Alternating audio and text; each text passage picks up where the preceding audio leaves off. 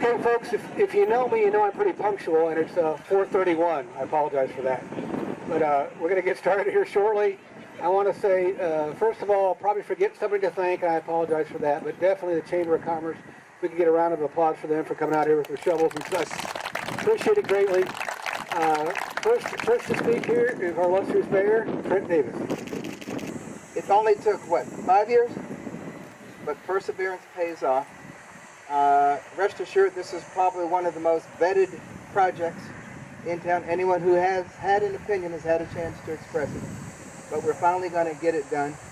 And I didn't realize actually how pretty the rolling hills are out here. And I don't think you're going to disturb anyone with your shooting practice out here. Between the freeway and no neighbors, this should be a great place. But I like to think of, which way is the front of the building going to be? This way, yeah, towards the street, all right. I'd like to think of this as more a library and a learning research and resource center. This is where our officers, our peace officers and those who protect us are going to come, not just learn police techniques, physical ones, but judgment decisions. They will stay in good physical shape. I've seen the firemen work out at their station, and they set the bar pretty high, so we should have no excuses for not having equipment and opportunity to work out. And yeah, it improves shooting practice as well. I think your biggest problem is going to be reserving this for your own time, because everyone around here is going to want to come use this facility. So I'm just really glad and happy to see everybody out here. My niece thought we were coming to a ribbon cutting. I explained to her the difference between a ribbon cutting and a groundbreaking, but we'll be back for the ribbon cutting. This should be great. I want to thank everybody who has contributed to this. Had some rather tense conversations, a lot of paperwork. This has got to be the second most patient person in town. I'm married to the first. So, to stick with a project, really 5 years in the making, takes a lot. So my hat is off to you, and this should put us that much higher in the region. Thank you very much. Thank you, Mayor. Back in 2014, when we were looking at this, the first thing we have to do is find an architectural firm that'll build it, or design it, not to build it, I apologize, to design it for us. And we put out the RFQs, RFPs, RFCs, all that stuff I learned. And they all went out. We had about, I think, approximately 8 different design companies looked into this. And we vetted them down, and it wasn't that difficult a choice for me. But the Police Facility Design Group out of Kansas City, Missouri, they're the one who has chosen to design this building. And I've been extremely pleased for the past 2 or 3 years with what they've done. They, too, have been extremely patient with the process. They could have bailed, too, but they didn't. Thank you. And with that said, I would like to introduce James Estes of the Police Facility Design Group.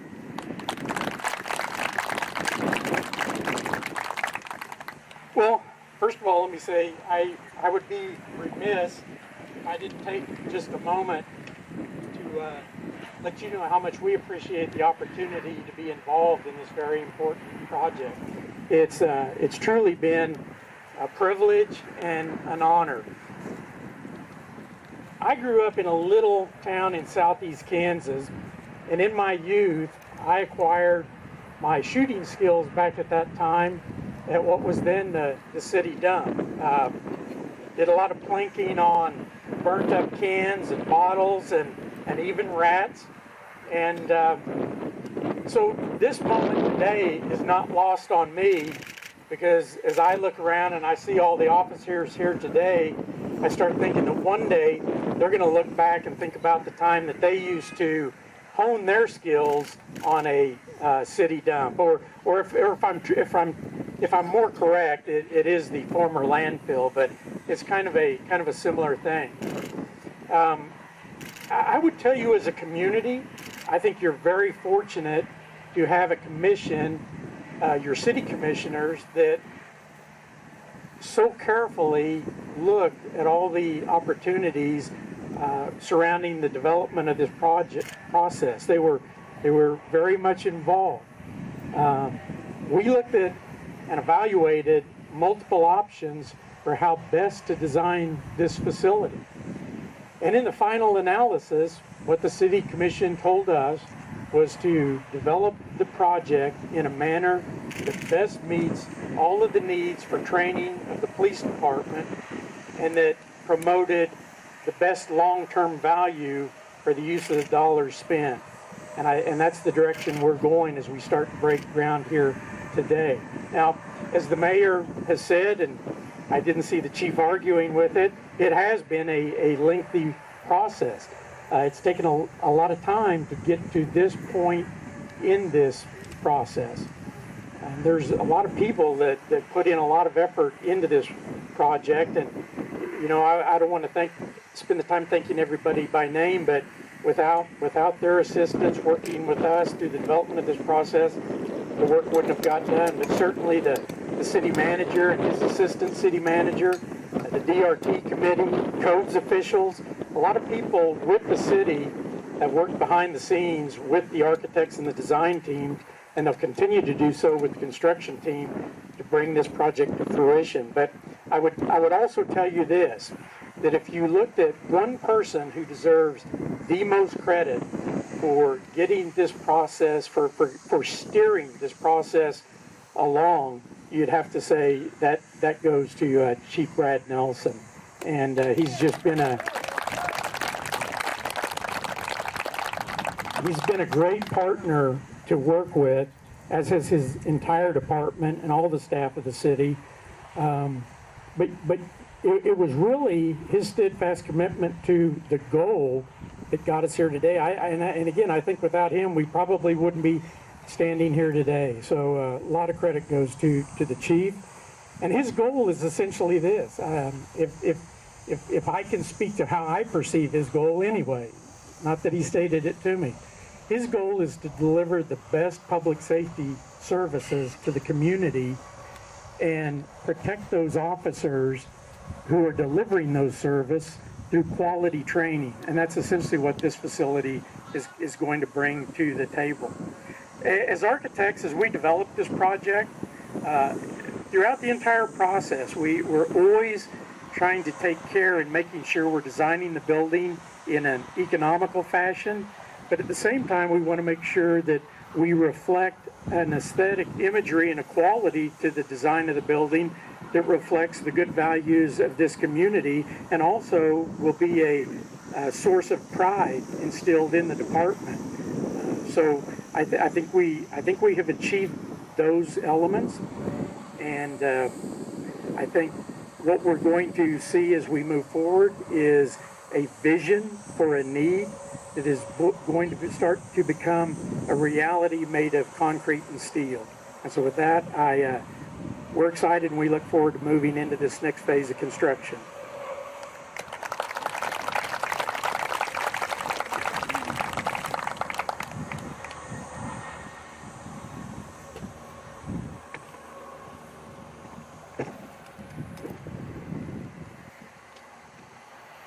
I would try to ad lib this, but you wouldn't like it, so I did write down a little bit. I definitely appreciate everybody being here. We could have saved about, 15 degrees if we would have had it yesterday. It's a little warm, but I would take 105 degrees if we got to what we got to today, staying here. I also would be remiss if I don't acknowledge my lovely wife, Tamara, over here, of 32 years. And to her left would be to my right. I just want to say that this is one of my friends that goes back to 1992, Sam Hargenine, if you'd raise your hand, please. He was my field training officer in 1992 in Columbia, Missouri, and we've maintained steadfast friends since then. He went on, retired from CPD, and he went on to be a chief at Iowa City, Iowa for 10 years. But I'm very proud of you here, brother. This 5-year journey could not have been possible without the support of several different city commissions and 2 city managers. Our present city commission, and I've seen several of the commissioners here, consists of Mayor Trent Davis, Joe Hay, Melissa Hodges, Mike Hoppick, Carl Ryan, ultimately decided to fund this project, and I will be forever grateful for that. Thank you. Thank you.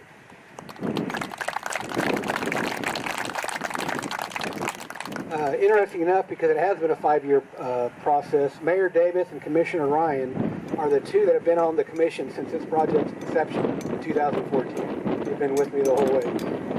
City Manager Mike Sprague, who is present here today. Okay, thank you. He was also quite supportive of this project when he was gifted. He was gifted this project back in 2018 by Jason Gage. I'm not sure how happy he was, but he was gifted it. We're here today. I would say we did not always agree on every detail, but we certainly had a common goal, and that was to get this thing built. And we're going to get it built, so I'm very pleased with that. I certainly owe a debt of gratitude to our SPD Excellence Fund, our board members, which most of them, if not all of them, are here.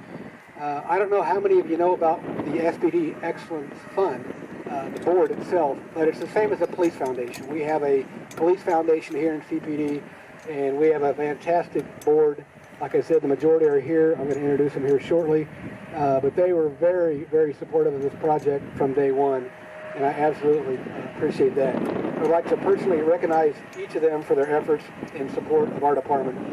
Madam President Lucy Larson, Mike Marshall, Darren Newshafer, Byron Norris, Carolyn Peterson, Daryl Wilson, and Joel Weimer. Thank you, thank you, thank you. I also might add that Joel is the reason this looks this nice. He was out here last night, I think with a push mower taking care of this. But thank you very much, Joel, for you and your crew.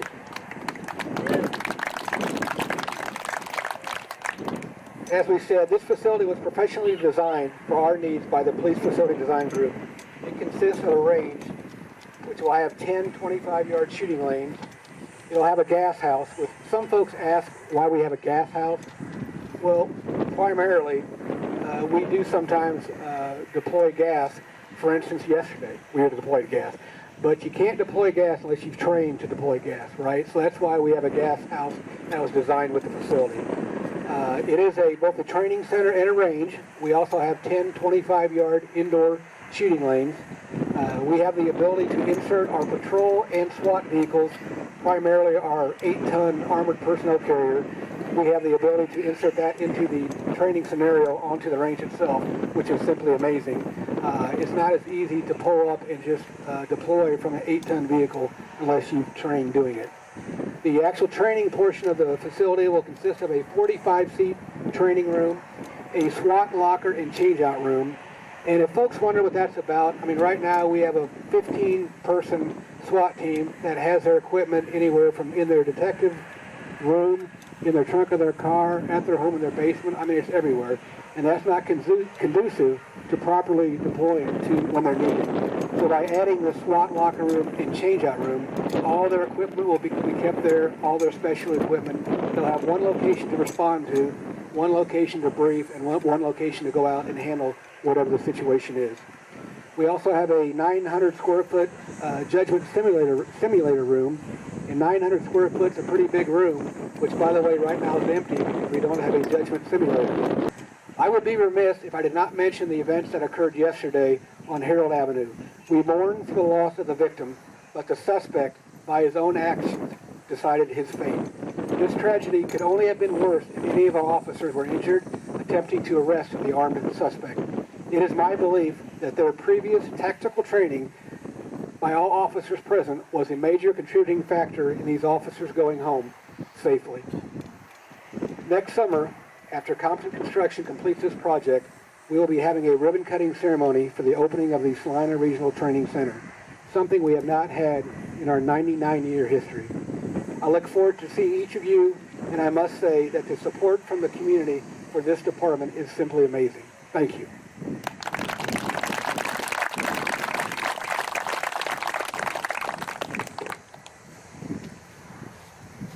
Okay, now if we could have all the commissioners and the city manager please step over here for a photo opportunity.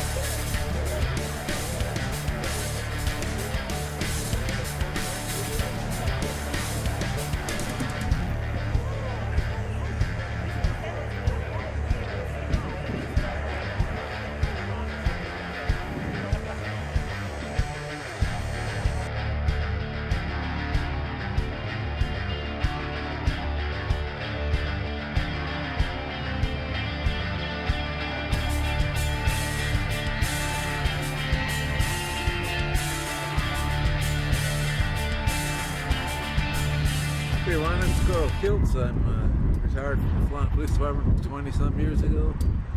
This is a long time coming and dearly needed for the city of Salina.